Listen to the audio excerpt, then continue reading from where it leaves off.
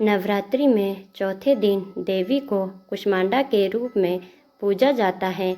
अपनी मंद हल्की हंसी के द्वारा अंड यानी ब्रह्मांड को उत्पन्न करने के कारण इस देवी को कुष्मांडा नाम से अभिहित किया गया है। जब सृष्टि नहीं थी, चारों तरफ अंधकार ही अंधकार था, तब इसी देवी ने अपने इष्ट हास्य से ब्रह्मांड की रचना की थी।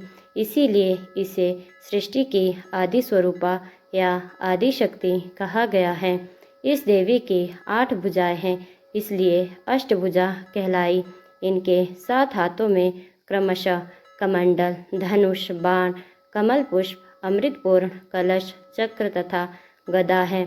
8वें हाथ में सभी सिद्धियों और निधियों को देने वाली जपमाला है। इस देवी का वाहन सिंह है और इन्हें कुम्हड़े की बलि प्रिय है।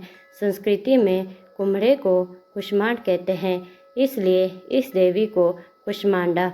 इस देवी का वास सूर्यमंडल के भीतर लोक में है। सूर्यलोक में रहने की शक्ति क्षमता केवल इन्हीं में है, इसीलिए इनके शरीर की कांति और प्रभा सूर्य की भांति ही दैदीप्यमान है। इनके ही तेज से 10 दिशाएं आलोकित हैं। ब्रह्मांड की सभी वस्तुओं और प्राणियों में इन्हीं का तेज व्याप्त है। अचंचल और पवित्र मन से नवरात्रि के चौथे दिन इस देवी की पूजा आराधना करना चाहिए। इससे भक्तों के रोगों और शोकों का नाश होता है तथा उससे आयु, यश, बल और आरोग्य प्राप्त होता है। यह देवी अत्यल्प सेवा और भक्ति से ही प्रसन्न होकर आशीर्वाद देती हैं।